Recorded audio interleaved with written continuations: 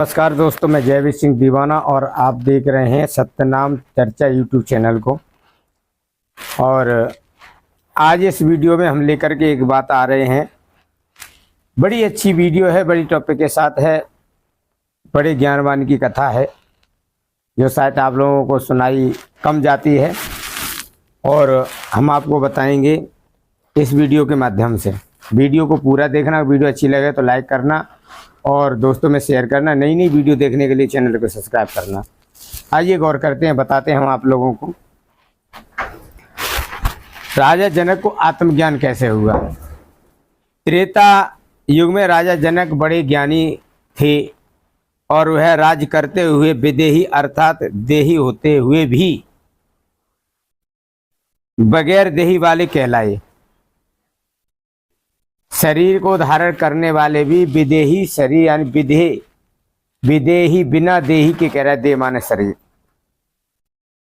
ये विदेही क्यों कहलाए? जबकि वह गृहस्थी थे और राज्य के सभी कर्म को करते थे, फिर ये विदेही कहलाए थे। आइए उस टॉपिक पर बात करते हैं और इस वीडियो को पूरा ही देखेंगे। एक बार की बात है, एक समय राजा जनक चित्त बड़ा उदास तथा बेचैन थे। एक समय उदास बैठे हुए थे और बेचैन थे। उन्हें अर्धवत रात नींद आ गई और यद्यपि उन्होंने सोने व बेचैनी दूर करने का बहुत उपाय किया, लेकिन उनकी बेचैनी दूर नहीं हुई। किंतु किसी प्रकार भी राजा जनक की बेचैनी दूर नहीं हुई। अद्भुत रात्रि बीत जाने पर अचानक ही उनकी एक झपक आ गई। उनको नींद आ जाती है। जब उनको नींद आ जाती है तो नींद आने के बाद सो जाते हैं और जैसे ही सोए हैं और राजा एक स्वप्न देखते हैं और स्वप्न में क्या देख रहे हैं कि उसका राज शत्रुओं ने यानी दुश्मनों ने छीन लिया। जब राज को दुश्मनों ने जब छीन लिया और राजा भयभीत होकर प्राण बचाकर जंगल में भाग जाते हैं और जंगल में भाग जाने के बाद जब उसे बहुत भूख लगी तो वह एक गांव में एक गरीब ब्राह्मण के द्वार पर जाकर भोजन के लिए याचना करते हैं। भोजन के लिए ब्राह्मणी कहने लगी, बेटा भोजन तो नहीं है, हाँ दाल चावल रखे हैं, तुम्हारी इच्छा हो तो मैं खिचड़ी बना कर दे दूं। राजा जनक ने ब्राह्मणी से दाल चावल लेकर झोपड़ी के बाहर पेड़ के नीचे बैठकर खिचड़ी बनानी प्रारंभ कर दी। लकड़ियां गीली होने के कारण अग्नि अच्छी प्रकार से नहीं जलती थी और राजा जनक को अग्नि जलाने के लिए बार बार फूंक लगानी पड़ी। और जब बार बार जब फूंक लगानी पड़ी तो राजा जनक बहुत परेशान होते। खिचड़ी पका रहे हैं, धुआं आंखों में घुस गया। राजा जनक की आंखों से आंसू बहने लगे। इधर राजा को भूख बेचैनी कर रही थी और खिचड़ी पकने में नहीं आती थी। खिचड़ी अभी तक कुछ कच्ची और कुछ पक्की थी। उन्होंने खिचड़ी को पत्तों पर ठंडा होने के लिए डाल दिया और खिचड़ी ठंडी भी न होने पाई कि दो सांड आपस में लड़ते आए और सारी खिचड़ी को मिट्टी में मिला दिया। राजा को बड़ा दुख हुआ और रोते रोते उसकी हिचकी बंद गई और उसी अवस्था में राजा का स्वप्न टूट जाता है। आंख खुलते ही राजा सोचने लगे, सोच में पड़ जाते हैं कि यह क्या तमाशा है, यह क्या तमाशा है। अभी एक मुट्ठी खिचड़ी खाने के लिए तरस रहा था और अब एक क्षण बाद भी चक्रवर्ती राजा बना हुआ हूं मैं। इन दोनों अवस्थाओं में से मेरी कौन सी अवस्था सत्य है? विचार करने लगे। भिखारी किया ये राजा वाली। मैं वास्तव में राजा हूं अथवा भिखारी हूं, इस समय तो मुझे स्वप्न के दुख की भी याद है, परंतु उस समय इस जागृत अवस्था का ज्ञान तो था ही नहीं कि मैं राजा हूं। इतना मेरा वैभव है और न सुंदर पलंग पर सोने का ही ज्ञान था। और जनक ने सवेरे उठते ही इस बात को लेकर के राजसभा बैठाई। और जब राजसभा बैठाई और राजसभा में कहने लगी, ये सारी बात बता दी कि जो मैं खिचड़ी पका रहा था, खा रहा था, वो एक गरीबी थी और अब मैं राजा बना हुआ, दोनों में से सत्य क्या है। और जब इतनी बात जब कही है तो महाराज जनक ने एक भवन बनवाया अलग से स्पेशल में, और वहां पर 2 पहरेदार बैठाल दिए हैं। एक सिंहासन उसमें बैठा रखवा दिया, सिंहासन बनवा दिया। और जब और अपने राज्य में एक जैसे कहते हैं ना कि ऐलान करवा दिया और कह दिया जो महाराज का जो भी जवाब देगा वो उनका गुरु बनेगा। अब गुरु के बैठने के लिए जब ऊंचे स्थान पर सोने का सिंहासन उस भवन में बनवाया और उसमें ये लिखवा दिया जो हमारे प्रश्न का जो सही उत्तर दे वो इस सिंहासन पर बैठे। जो सिंहासन पर बैठने वाला सही उत्तर नहीं दे पाया तो उसे फांसी लगवा दी जाएगी, सूली चढ़वा दिया जाएगा। और जो नीचे बैठ करके जो जवाब देगा, अगर गलत जवाब निकला तो उसे उम्र कैद कर लिया जाएगा। उम्र कैद का मतलब ये बता दें, जब तक महाराज के प्रश्न का उत्तर नहीं मिल जाता तब तक उसको कैद रखा जाएगा। और जब इतनी बात हुई तो राज्य के जितने भी बड़े बड़े विद्वान थे वो आने लगे और आते हैं, और किसी की भी ये हिम्मत नहीं हुई कि सिंहासन पर बैठ करके जवाब दे। और जैसे ही जो भी जवाब देता था वो नीचे बैठ जाता था, वो जवाब देता, जो नीचे कुर्सियां पड़ी होती थी उन पर बैठ कर जवाब देता था। सही जवाब न होने पर वो उनको बंदी बना लिया जाता था। राजा जनक का सभी से केवल इतना ही प्रसन्न था, और यह सत्य है या वह असत्य है तो सभी ने अपनी अपनी युक्तियों द्वारा राजा जनक को समझाने का बहुत प्रयास किया, किंतु ब्रह्म सत्य, जगत मिथ्या, जगत झूठा है और परमपिता परमात्मा आत्मा सत्य है। कई एक ने हंस ब्रह्म तत्व मसी आदि वेदों के महावाक्यों को भी सुनाया, परंतु इस कोरे एवं रूखे ज्ञान से महाराज जनक को संतुष्टि जब नहीं होती है तो उस समय, जिस समय अष्टावक्र अपने माता के गर्भ में थे, उस समय उनके पिताजी भी राजा जनक के बंदी हो जाते हैं। वो भी नीचे बैठ करके जवाब देते हैं, प्रश्न देते हैं, उनको भी बंदी बना लिया जाता है। एक दिन की बात है सज्जनों कि जब वह अन्य लड़कों के साथ, यानी उनका जन्म हुआ अष्टावक्र का, धीरे धीरे बड़े हुए और अन्य लड़कों के साथ में खेल खेल रहे थे। यह कहकर लड़कों के साथ जब खेल खेलने गए तो उनको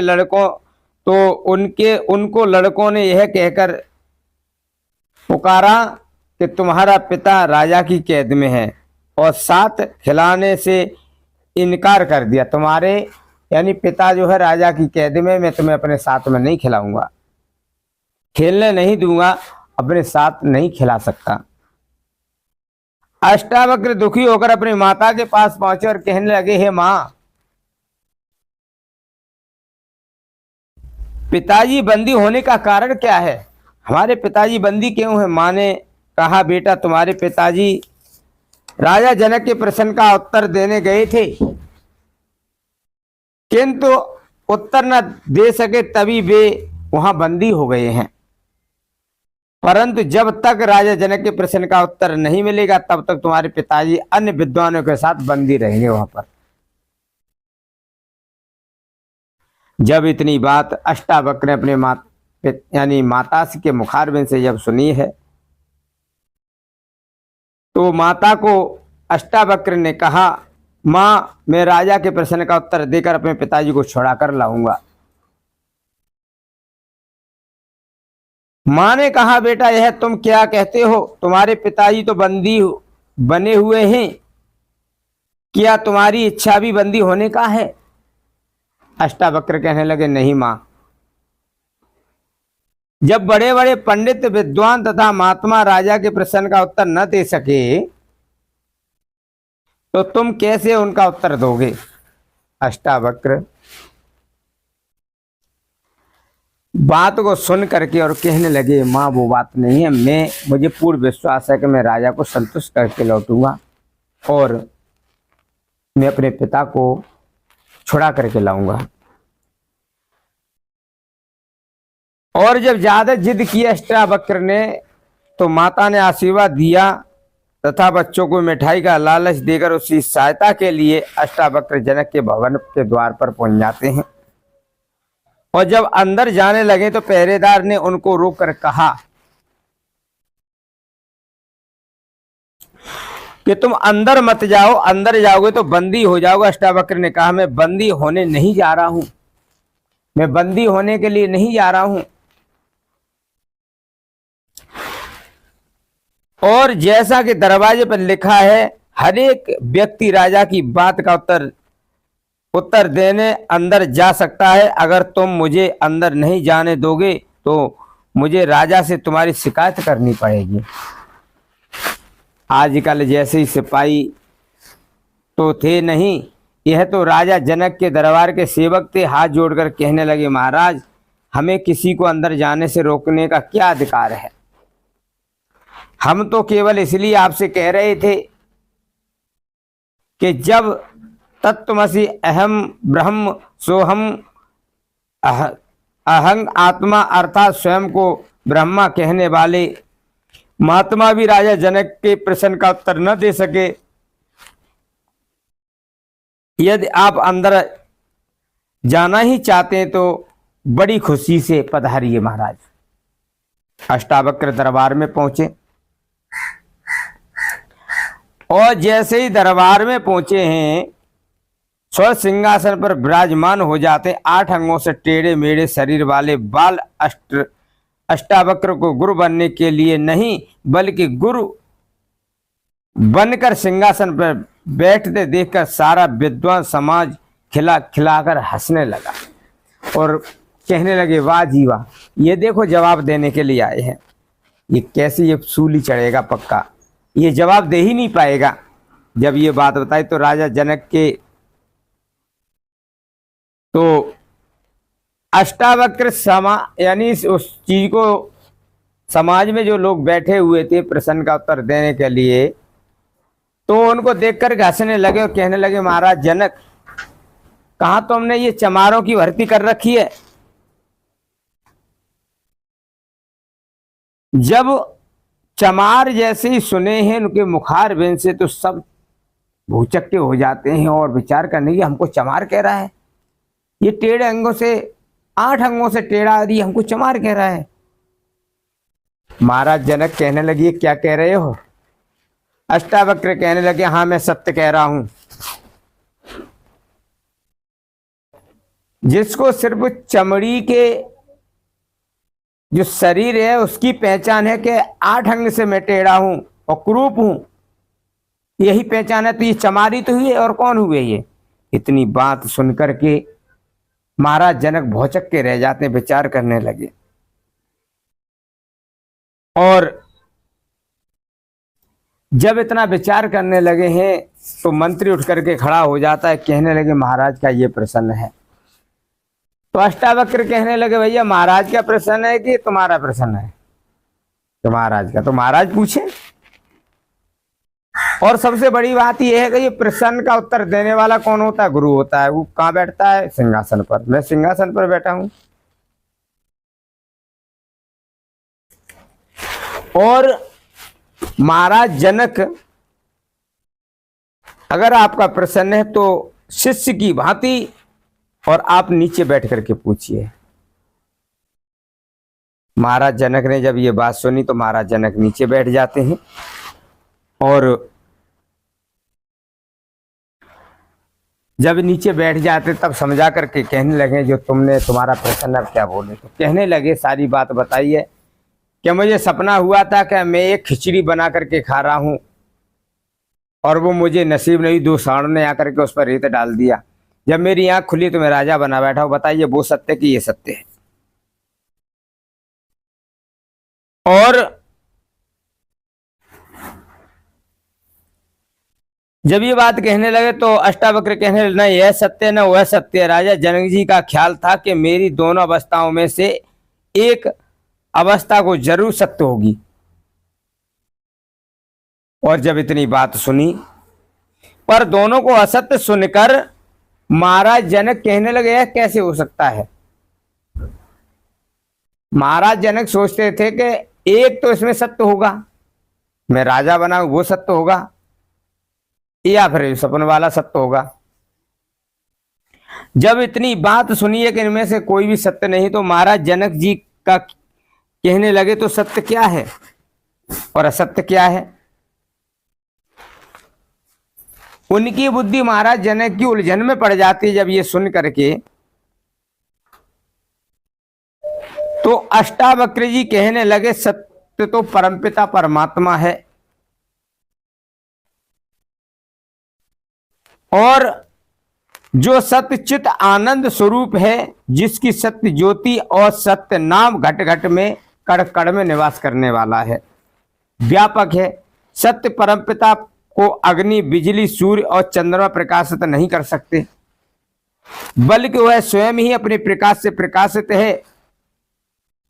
और कई विद्वान सत्य को पुस्तकों में पाठ द्वारा ढूंढ रहे हैं, कई तपस्वी जंगलों में, पहाड़ों पर ये ढूंढ रहे हैं, कंदराओं में ढूंढ रहे हैं। कोई सत्य की खोज में नंगा भटक रहा है, और कोई शीतल जल में खड़ा अंतरात्मा को कष्ट दे रहा है, लेकिन ये इससे पहचान नहीं होती है। वो सत्य की खोज में तीर्थों पर यात्रा, लोग गंगा यमुना की धारा में गोता लगाए जा रहे हैं। ये लोग शरीर को मलमल कर धोने और गंगा जलपान करने में ही सत्य की प्राप्ति समझ बैठे हैं। यज्ञ हवन करता प्रचंड अग्नि में सामग्री की आहुति देकर सुगंध वायु से सत्य को जानने की असफल चेष्टा करते हुए जा रहे हैं, और कोई भी वस्तु के त्याग में एवं कोई भी वस्तु को ग्रहण करने में ही सत्य की प्राप्ति समझते हैं। इन बातों को सत्य की प्राप्ति का, सत्य का ज्ञान नहीं होता। आपकी सत्य को जानने की जिज्ञासा व प्रबलता इच्छा है तो पहले यह बताएं कि सत्य को जानने के लिए गुरु दक्षिणा में आप क्या देंगे? अष्टावक्र कहने लगे कि सत्य को जानने के लिए गुरु दक्षिणा में क्या देंगे? अष्टावक्र के वचनों से और सत्य की व्याख्या तथा महिमा सुनकर जनक को पूर्ण विश्वास हो गया कि श्री गुरु महाराज जी मुझे अवश्य सत्य का ज्ञान कराएंगे। राजा जनक कहने लगे कि महाराज मेरा तो पहले ही यह कहना है कि जो मुझे सत्य का ज्ञान कराएगा, मैं उसके चरणों में यह सारा राज्य अर्पण कर दूंगा, सारा राज्य अर्पण। अष्टावक्र कहने लगे, राजन, संतों की संगत न मिलने के कारण ही आप राज्य को अपना समझ रहे हैं, ये राज्य भी तुम्हारा नहीं है। पर विचार करो, आपके पहले भी यह राज्य यहीं पर था, और आपके पिताजी का कोई और आपसे पहले इस राज्य को अपना समझते थे, पर अब वे छोड़कर चले गए, और एक दिन इसको छोड़कर संसार से आप भी चले जाएंगे, तो ये राज्य तुम्हारा कहाँ रहा? और जब इतनी बात महाराज जनक ने सुनी है तो समझा करके कहने लगे, सुनो अब सत्य क्या है। और जैसे ही राजा जनक बड़ी सोच में पड़ गए, इतनी बात सुनकर विचार करते करते कहने लगे, महाराज मेरा मन है,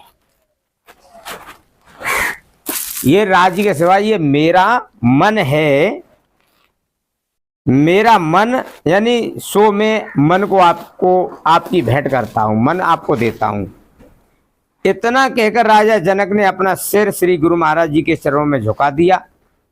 मन दिया तने सब दिया, मन के लाल शरीर, मन दिया तने सब दिया, मन के लाल शरीर, अब देवन को कुछ नहीं कह गए दास कबीर।